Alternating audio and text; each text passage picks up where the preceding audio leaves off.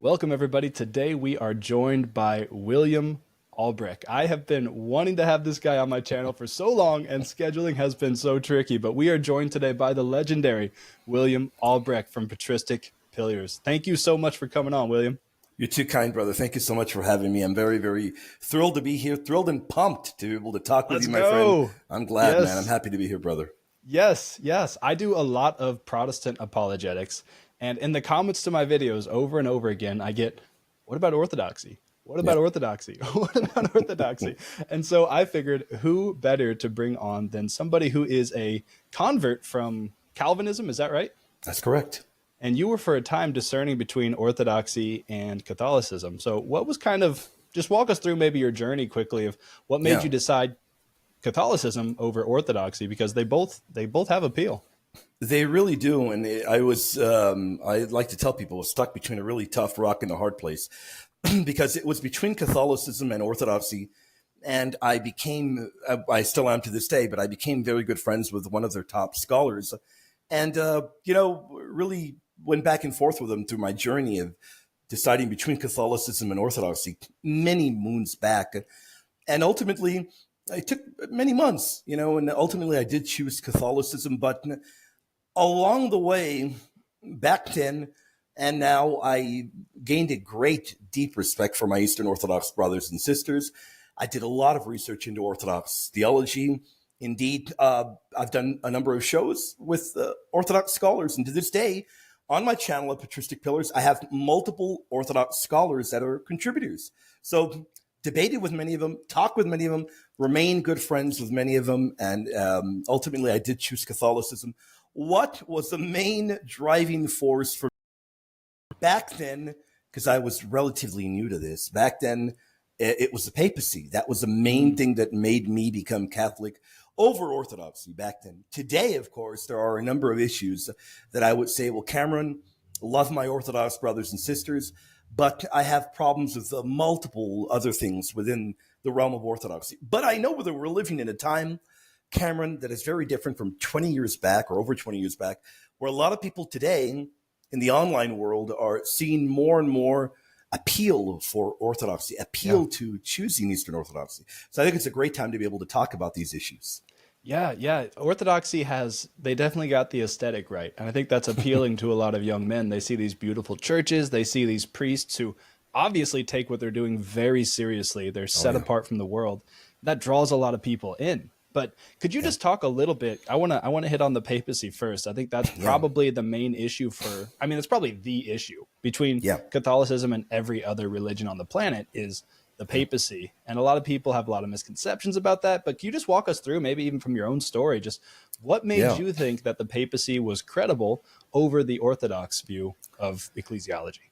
Yeah. So to be very clear, there is not one set Orthodox view of ecclesiology, and that in and of itself is a problem. So for me, why the papacy? And at the time, when I became Catholic, one thing that I really dug my heels into was the biblical evidence for the papacy.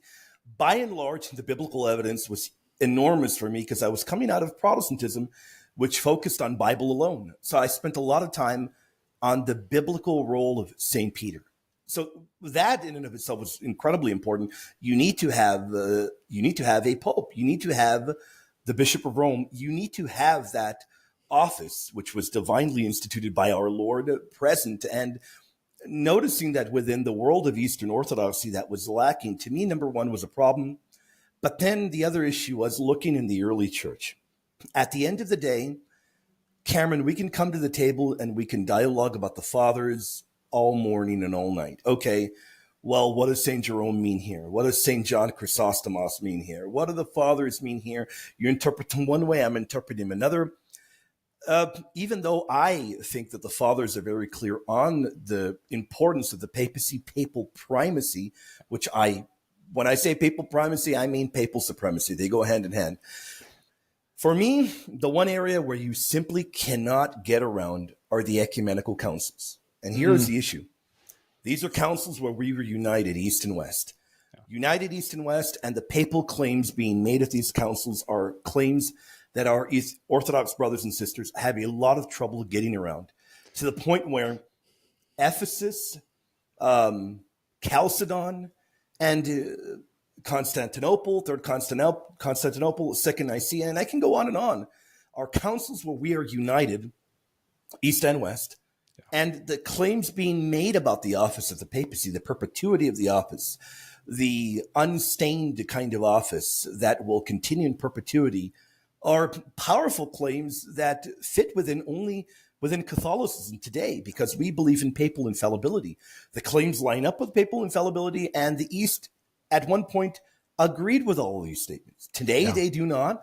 So for me, that was an enormous issue. And then the other one is, for me, and I don't bring it up very often, I will bring it up now.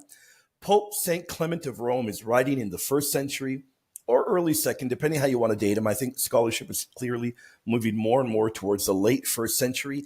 That being said, he's writing in a time where St. John the Apostle is still alive, yet he's writing with the authority of the leader of the flock. And that is incredibly powerful, because he clearly is writing with that mentality that he is a leader speaking on behalf of the rest of the Christian world, and that is Pope. We then look at, later on, we go to Tertullian, who provides us a powerful hostile witness with he's already left the church, visibly, and his mockery of the Pope, calling the Pope Pontifex Maximus. Well, when we look at who the Pontifex Maximus was, when we look at the title within the realm of paganism, then you realize that he is recognizing that the Catholic Church and the Pope views that office as divinely instituted and the supreme leader of the flock, the head of the flock. By mocking the Christians, Tertullian is providing us an incredible hostile witness there. Yeah. When I look at all of that, there's only one church that fits that for me, and the church is the one that Christ founded. It's the Catholic Church. So as beautiful, and I agree with you, Eastern Orthodox churches are beautiful. They're great. So are Eastern Catholic churches. And so are our Latin Rite Catholic churches. So are our Syriac Rite Catholic churches. We've got beautiful Chaldean churches. They're all beautiful. And I want to be very clear. What to me is the most striking and amazing is that the Catholic Church has upheld these teachings from the very beginning. The papacy is incredibly important.